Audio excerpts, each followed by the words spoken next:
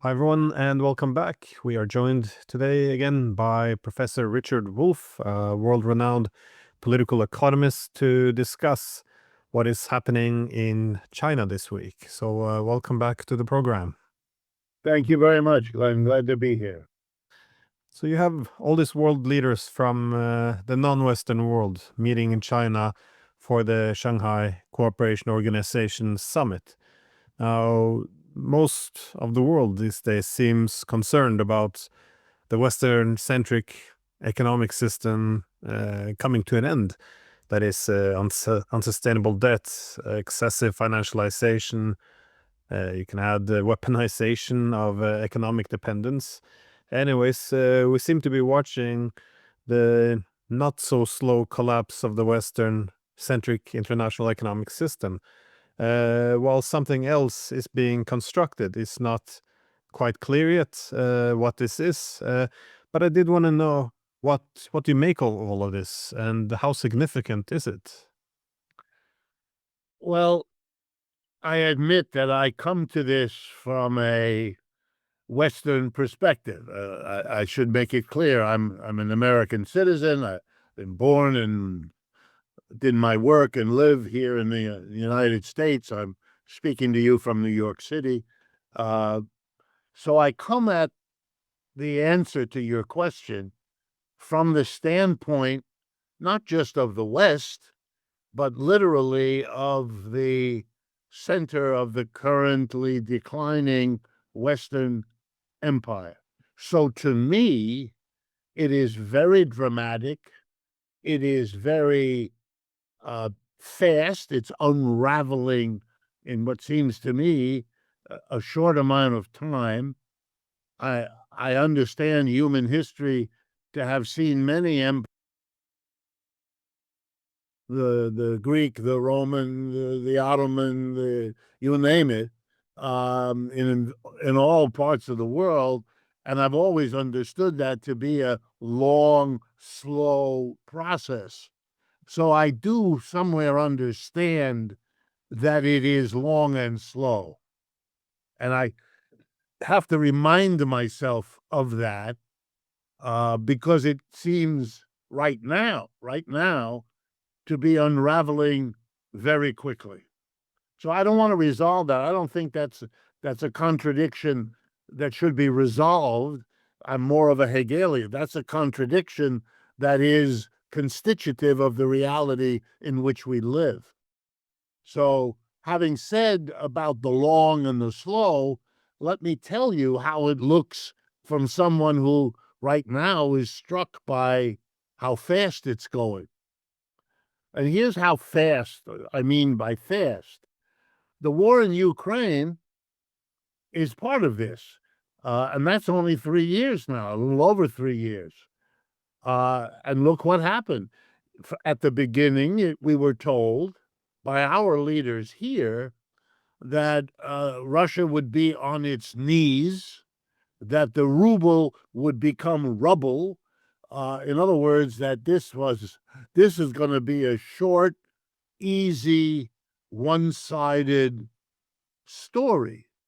And we were kept with that story into much of 2022, much of 2023, and so on, as the West added more and more layers, more sanctions, and more weapons, and higher grade weapons, and more money. And what we have seen, very dramatic to us, in the face of all of that, a steady defeat at the hands of Russia, whose rubles didn't collapse, whose economy didn't fold, whose economic growth record is faster these last 3 years than that of the United States, if you measure it by annual percentage growth of GDP and so on. That is very dramatic and is leading this country to have a kind of schizophrenic splitting of the consciousness.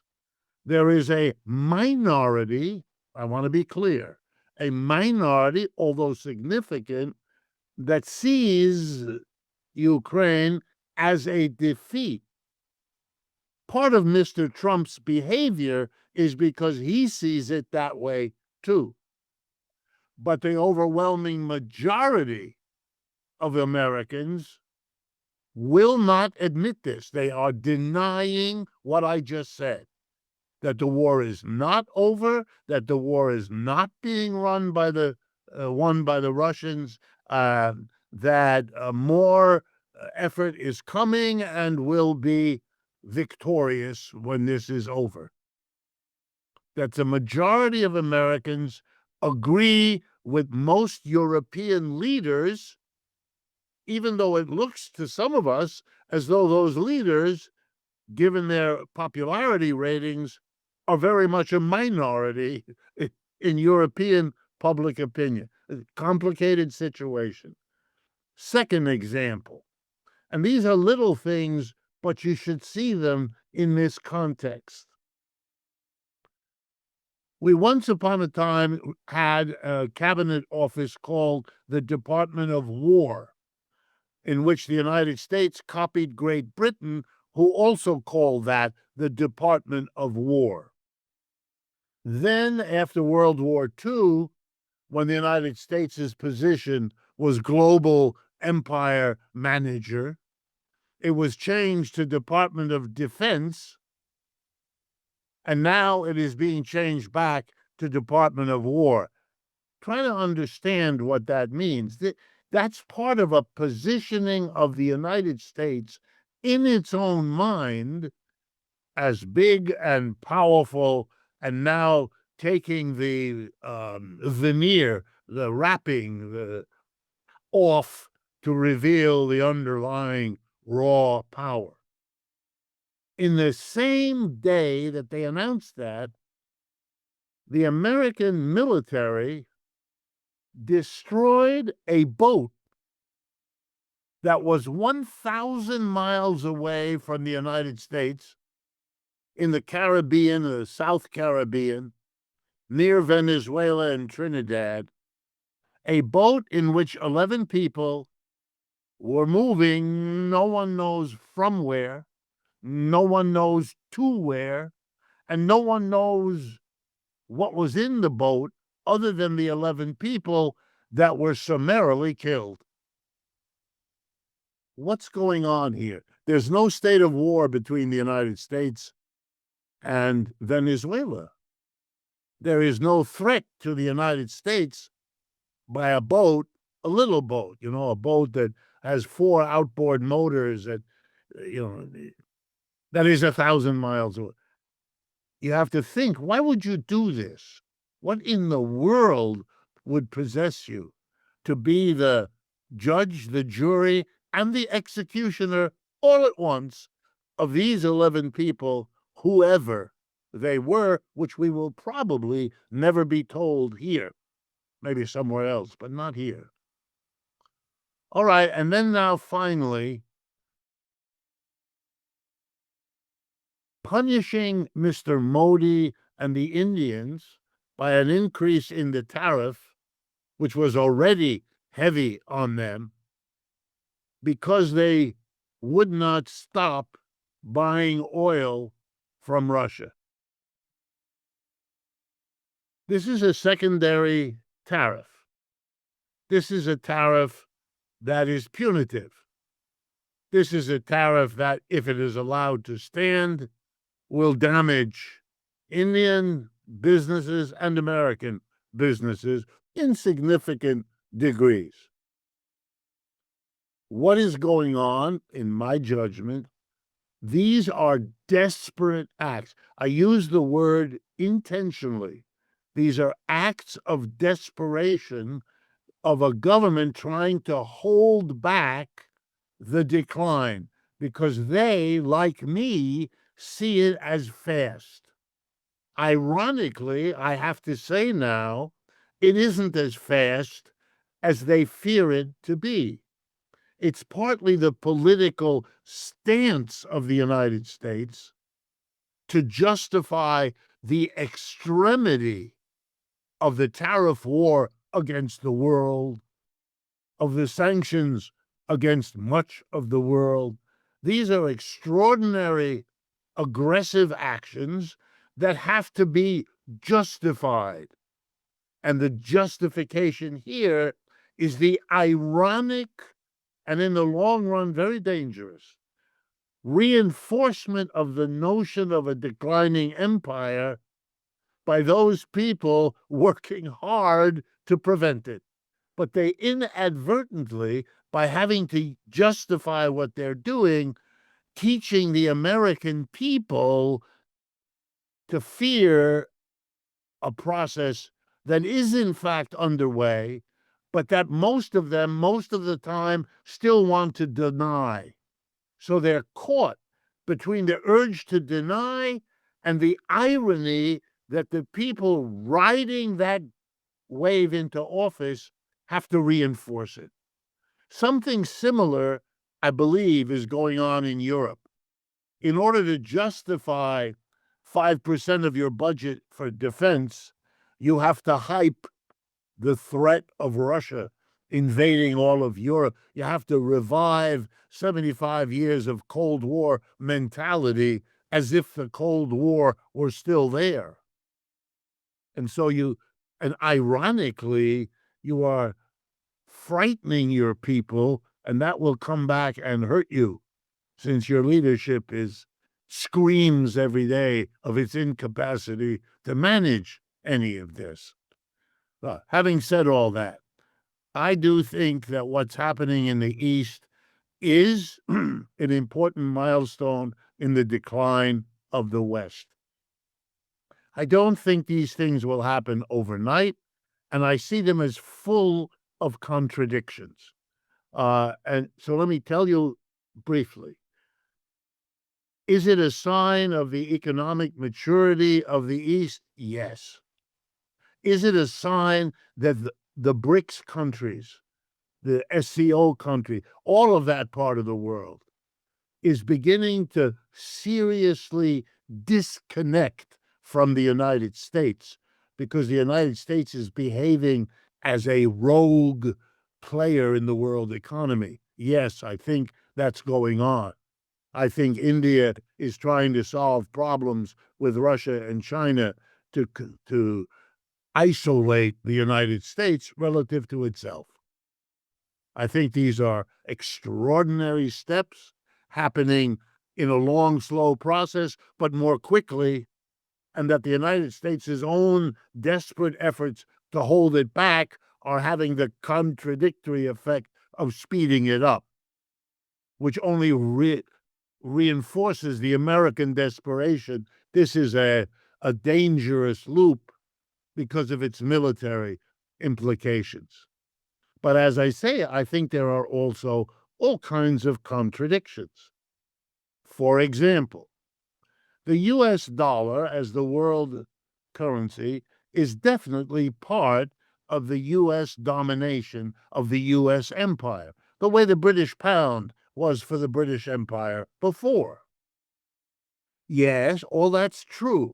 And so the rise of the BRICS, the rise of China, challenges some of the privileges that the dollar gave to the Western Empire.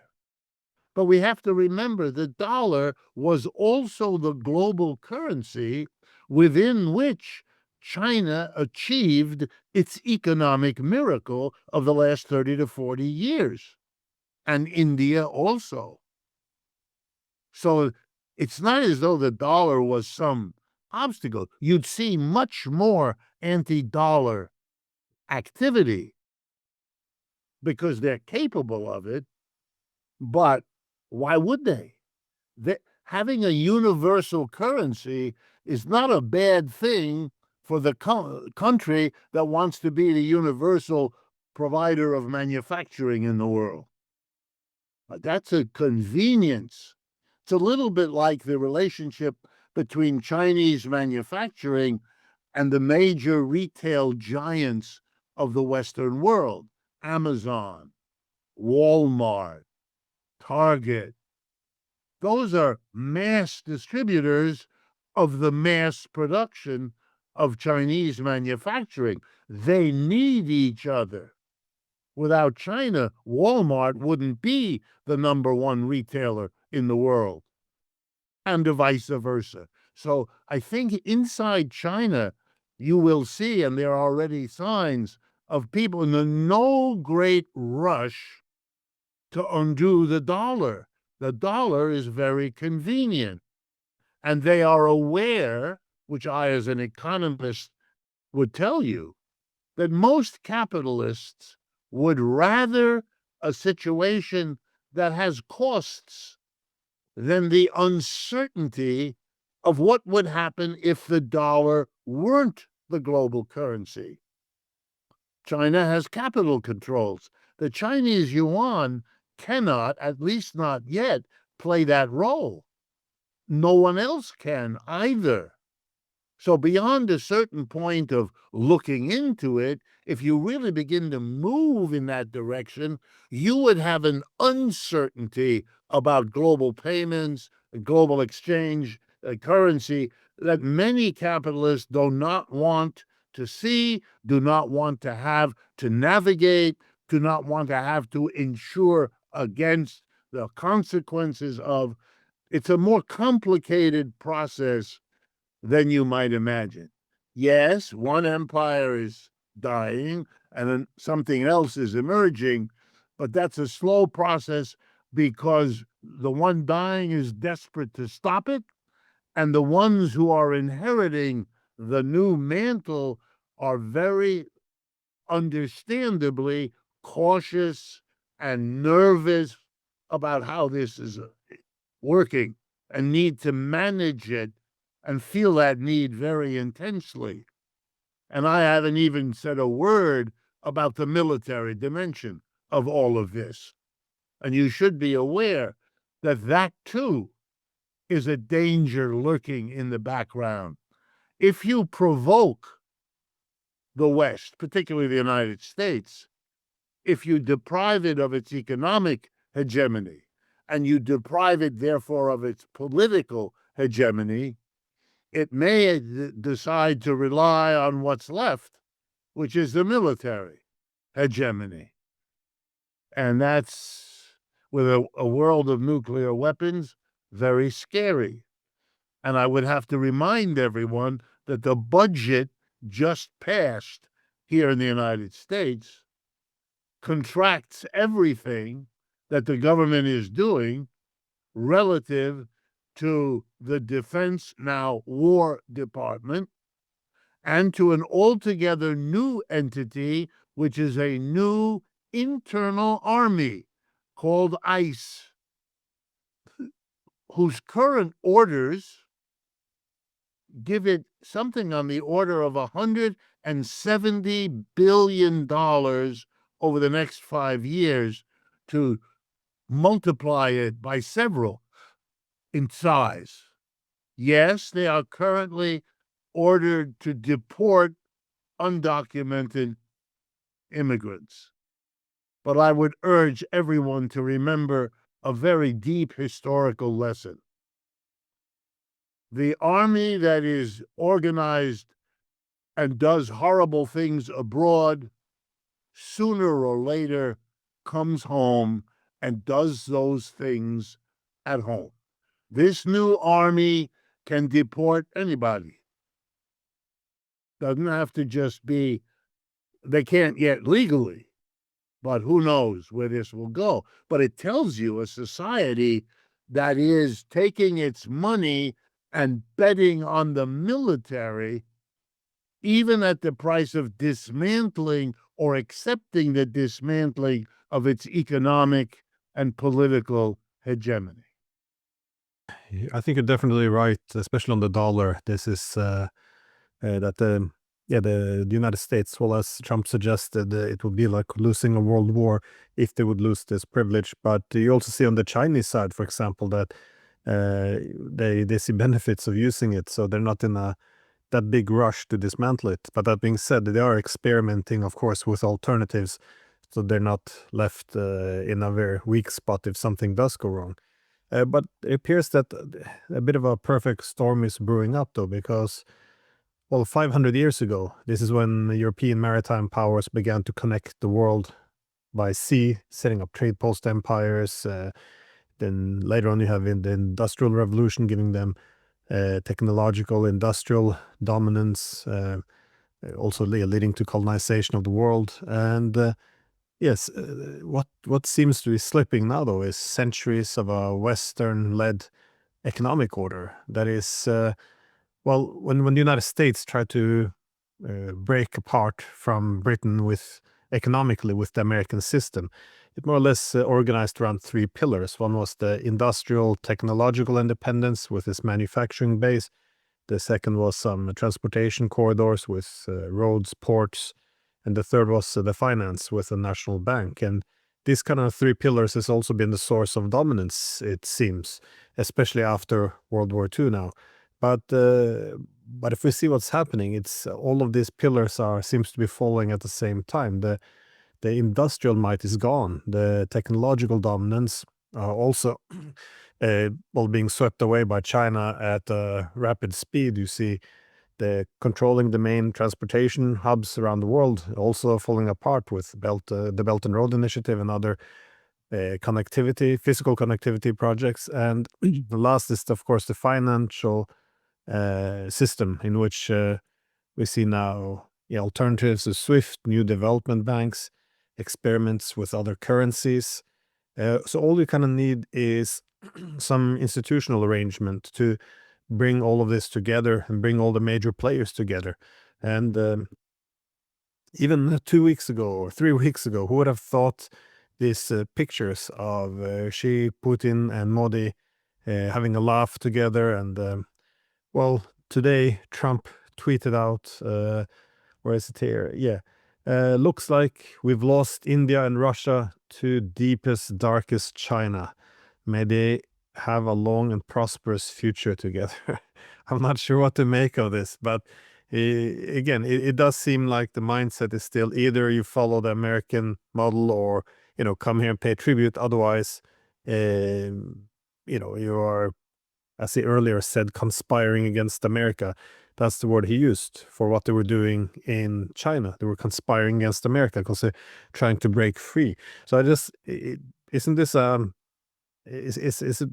I know it will probably happen very slow, and I agree. But all of these things happen at once. It is quite significant, though. Yes, I mean, again, remembering that you and I are sitting in the declining end of the spectrum, yeah, it is very fast. I mean, I think of European culture. Like you go back to when they started sailing their ships around the world and constructing their colonial empires. But I also go back to around that time, although I think more in terms of the Renaissance and the Reformation and the whole development of Europe as it luxuriated in its image of itself as the center of the world, the cultural center, the political center, the military. It had several centuries of some tremendous self-celebration, which carried it across many of its contradictions, like they slaughtered each other on a scale that the rest of the world probably has never seen, culminating in the 2 world wars, etc., etc. But it is spectacular that all of this, which we took for granted over 500 years or whatever the numbers are, should be falling apart. But it is and it isn't. Let me give you again the contradiction. As we look at our president here in the United States, we noticed at his inauguration, he had lined up on the platform behind him not the greatest thinkers, not the greatest athletes, not the greatest poets or actors and actresses. He lined up the billionaires, the Musks and the Zuckerberg and all of those people. And the other night, I think last night or the night before, they had a major dinner in the White House, and we were all shown pictures of this major dinner where all the high-tech leaders came in from California and sat around in the White House with the president.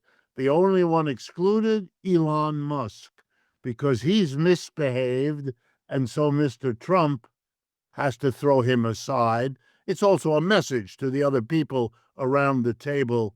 If you behave, you will be at this table. And if you don't behave, you won't. And now the even more important steps of the last 2 weeks. The United States government took a 10% position in the stock ownership of the Intel Corporation, one of the giant companies in California, with a written agreement that they can buy another 5%. Well, if you own 15% of the shares of a company like that, you are a de facto decision maker. You are among what we call the major shareholders, who are the owners of these businesses, who can have a disproportionate effect on who is on the board of directors and what they do.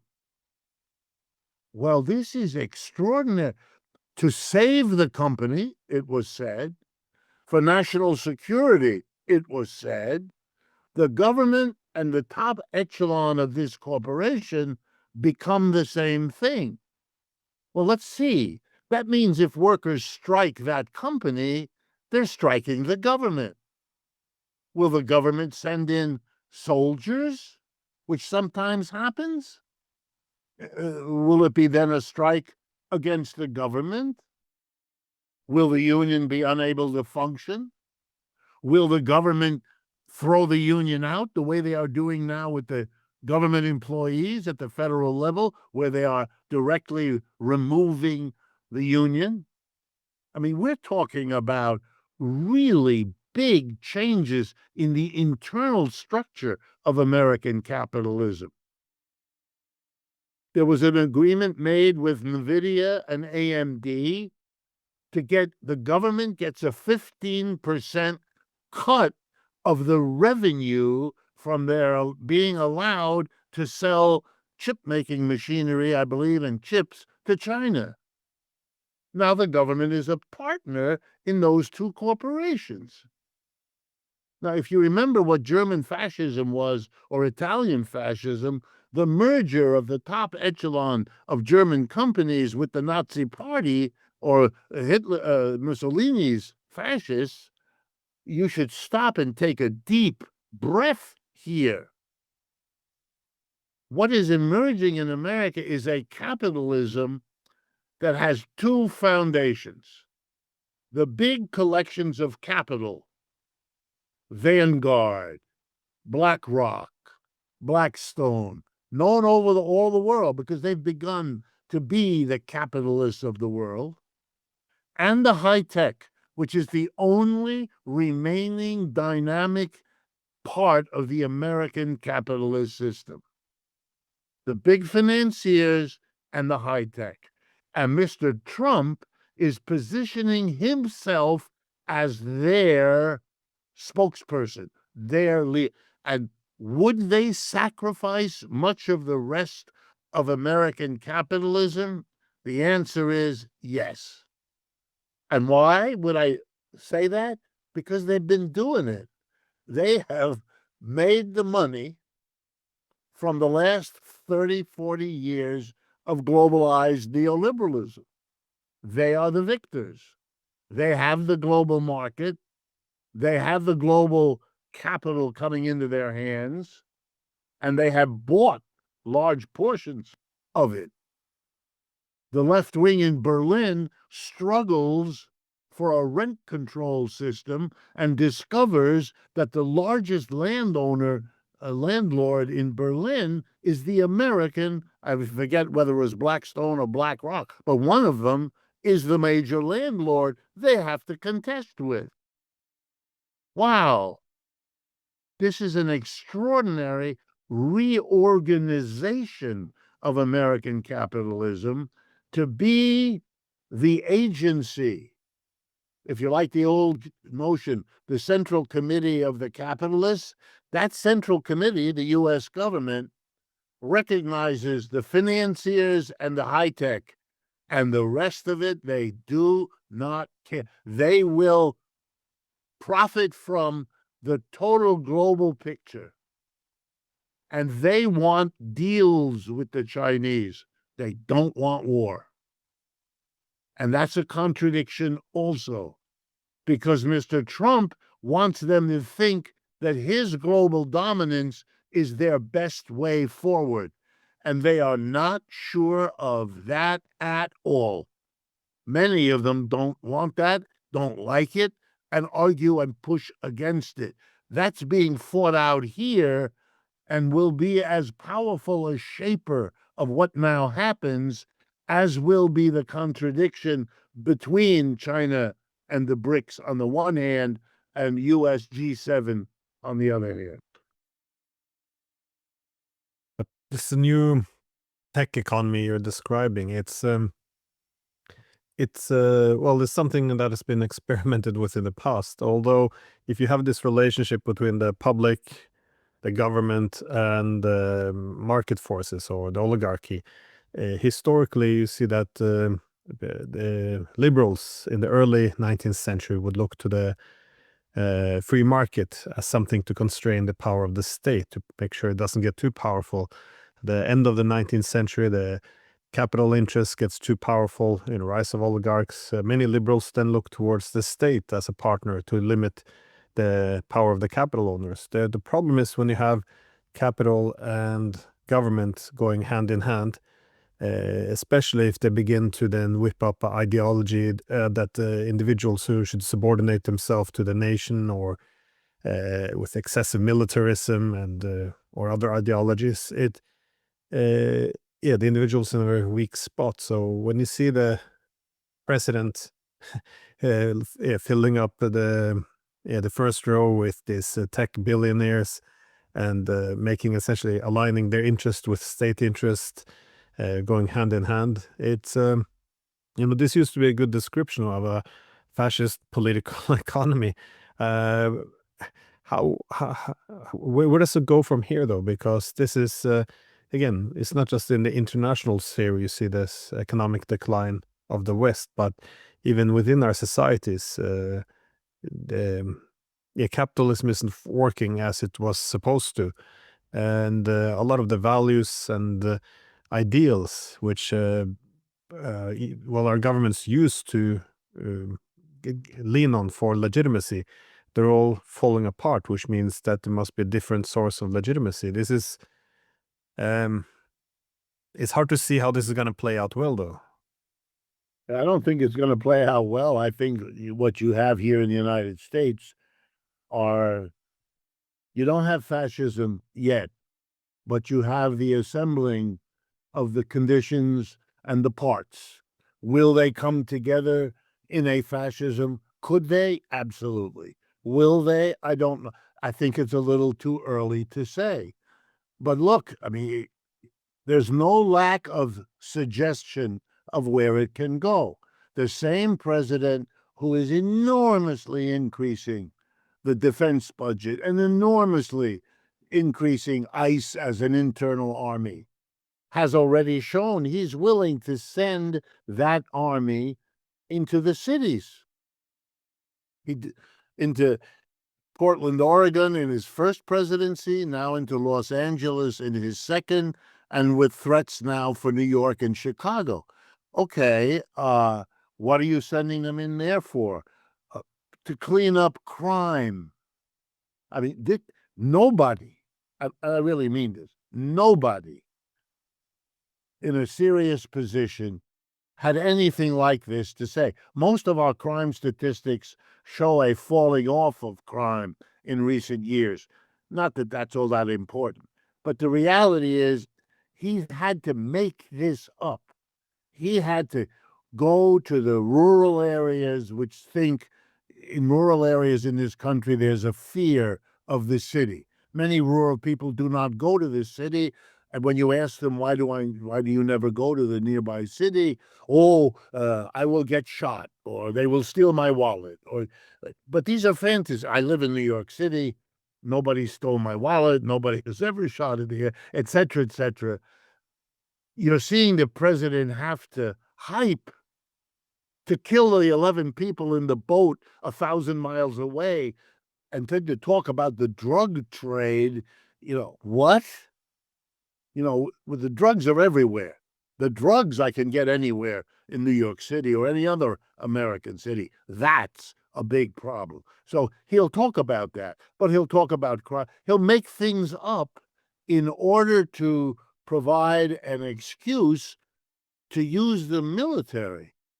Now that he's becoming a share owner in a company, will he use it for that? The headlines in the United States today were ICE went to a factory in Georgia that makes automobile batteries overnight and arrested hundreds of workers because they are the assertion they're undocumented immigrants. Well, it turns out a little research shows that there have been some industrial accidents at that factory, and the undocumented immigrants took the chance of reporting them. And so the management didn't like this. And you can now be sure no undocumented immigrant who works there will report anything because they're all being deported. And who knows who will be replaced.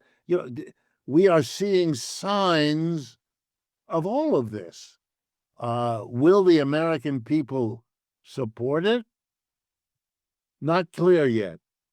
We don't have the AfD in Germany, or Le Pen in France, or Farage in Germany, or Meloni in Italy. We don't have that yet.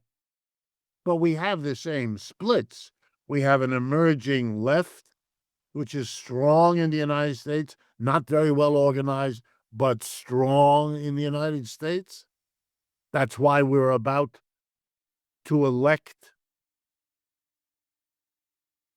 a socialist Muslim to be mayor of New York City, the largest city in the country, and looks like he's going to win, and can only be defeated if the following event occurs: that the mayor of New York currently, who has been charged with all kinds of corruption, whose entire government is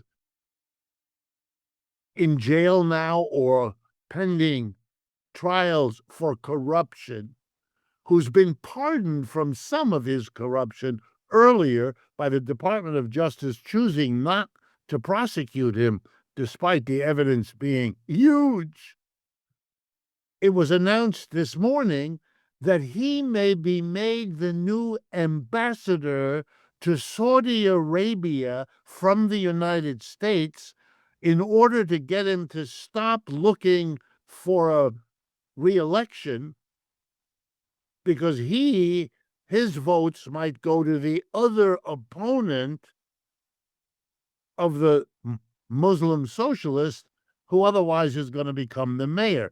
That's an act of desperation. It's politically grotesque, obviously so.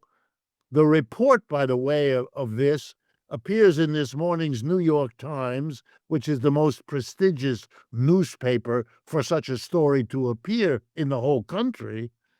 So you're seeing the decision to do this and the decision of those represented by the New York Times to expose it right away as an effort to stop it. Now you see the struggles that are going on here that are very momentous. I would argue that all of this is a complicated internal network of contradictions and struggles to cope with the decline of the U.S. empire and the rise of what you're seeing. Look, every company that I know of here in the United States that is engaged in some way or other in international trade, buys from abroad, sells from abroad, has storage facilities abroad or production facilities, every one of them is urgently rethinking their strategy for the next 5 or 10 years because the world has changed. They don't want to be in a country that either will have heavy tariffs, which affect their business, or it will raise them, or lower them, or delay their implementation, or get rid of them. The uncertainty is, and that they don't think will go away. They know that Mr. Trump is in there for 3 more years. They know that the support for Mr. Trump is big enough that even if he leaves the scene, whoever comes next, I'm not saying they will all make decisions in the same way. They won't. But nothing other than reassessing is going on. If you want evidence that the meeting in Beijing and Shanghai and so on was important, that's it. It's the every country, every corporation is trying. What do we do? What is our strategy if these tariffs persist, if they leave, and above all, with the uncertainty that has now been loosed on the world? They may blame Mr. Trump, and no doubt they will. But that's a footnote, by the way. Every leader in the world, whatever the economic problems they have, Europe, Asia, Africa, Latin America, they're all blaming it on Mr. Trump. And there's enough of a grain of truth that their problems are worsened by the tariff, the sanction, the whatever. You have Mr. Trump has mobilized the most global hostility to the United States as a nation that could be imagined. And we are only at the very beginning of how that plays out. And every company is wondering about that and trying to figure out. Of course, they're suspending. They'll tell Mr. Trump, we're going to invest $800 billion, like the EU, von der Leyen. We will invest. That's costless. Means absolutely nothing. The truth, we have no idea what the role of the United States will be in our future investments because it's impossible for us to make a rational decision. So we'll shut you up by giving you something you can tell your people. Then we'll see what 2, 4, 6 years from now look like, and then we'll tell you where we're going to go. And we're going to hold that over your head, because if you do things we don't want, we will revisit the commitment and blame you for undoing it. Everybody here knows that. And it's the fading of the U.S. empire is the thrusting, bitterly they don't like it, into the hands of the capitalists, a context that is the last thing on earth they want to be confronted with. Well, as you said, all this all this uncertainty, which is what the market, the businesses, states want to avoid. Everyone's searching for predictability. So that's why I think this thing which is happening now in China, the attempt to build a new foundation, that this attracts a lot of attention for countries and companies who are looking for now alternatives that could provide stability. Just for me, the main shock has been that not only are countries like South Korea, Japan now questioning the alliance system with the United States, as they should look towards diversifying and reconsidering what kind of economic system they're marrying into. But as all of this is happening, when the most important thing the US can do is to promote more trust, we saw this tariffs against India, the attempt to humiliate India. Just it doesn't make any sense to me. This is even if you want to have more obedience and loyalty, this way of doing it is humiliating them in public, essentially asking them to sit down on the chair next to the Europeans, more or less, in front of Trump's desk. This kind of it's very difficult it's difficult for me to understand why it was done in this way. It just seems like an exercise of self-harm. I'm not sure if you have any final thoughts on this before we wrap up. Yeah, before we wrap up, let me try to explain out of the United States why that contradiction that you summarize well exists. Mr. Trump also, like every corporation and country, is trying to figure out how to play the decline of the American empire. And as I tried to say at the beginning, he's caught in the contradiction. On the one hand, he has to make accommodations to slow it down. That's what he's trying. And so he will. He'll meet with Putin. He'll do things that may surprise you. On the other, he must be the standard bearer for the denial, because the mass of people voted for him. The people who got him into office are the ones who have been hurt over the last 40 years. They're mostly white, male manufacturing workers and their families and their communities. They really got hurt. They lost their jobs. They lost their income. They lost their security, and their families and their communities were badly damaged, still are, by that process, which still goes on. All right? They want a reversal of the 40 years of history. They literally want America to go backward. Make America great again says what they want. They want a powerful leader who is strong enough to compel the world to go backwards 40 years. He cannot survive, even in the office that he was elected to. He cannot survive if those people lose confidence. He has to be the big, tough leader. They want the United States of the 1970s and 80s, where they were the global hegemon. Or if you like, the 1990s, the unipolar moment that Professor Mearsheimer tells us about, etc.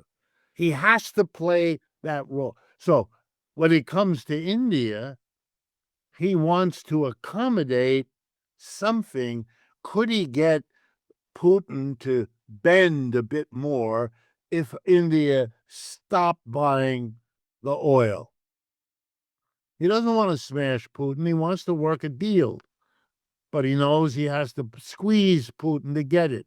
So he wants that, but he can't be seen asking, because that violates the denial.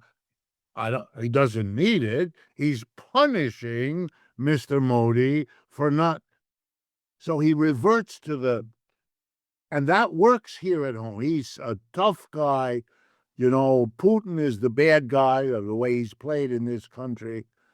Mr. Trump, despite everything he tried, could not get a revaluation of Putin. And that's symbolic too.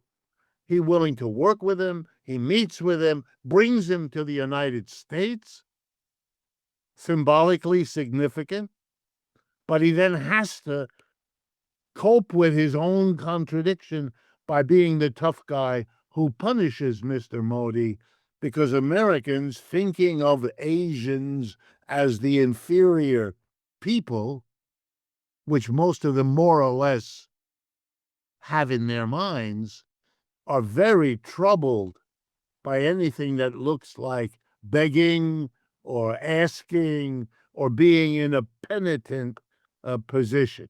You have to punish them. Look, Mr. Biden was better. The few years of difference.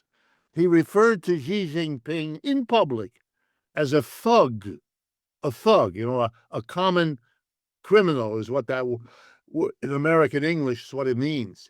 What in the world are you doing? He had to. He had to be that persona. Otherwise, his handlers would tell him, you just lost 20% of the vote that you need to stay in office. Everybody here, Trump included, is caught up in the contradictions of a declining empire. Uh, yeah, I'm not sure how they're gonna get out of this one. It's it does feel like an endgame here. There's no good solutions anymore. But Well, I want to thank people like you who have and who organize honest confrontations. It's not a question of whether I'm right or wrong about this or that point, and that's true for all your guests. But what's really I want to recognize in you is the value of having these kinds of conversations, trying to take a step back from this totality to be able to say something important about it rather than simply taking sides and repeating what's in the media. I agree, and I think that's one of the consequences also of this decline, not just of the United States, but the political West, is the growing obsession with holding on to the narratives. I see the freedom of speech really being choked by as facts and objective reality get in the way of the narrative. Anyways, Richard Wolff, thank you so much. It's always a great pleasure to speak with you. Same here, and thank you again for your work.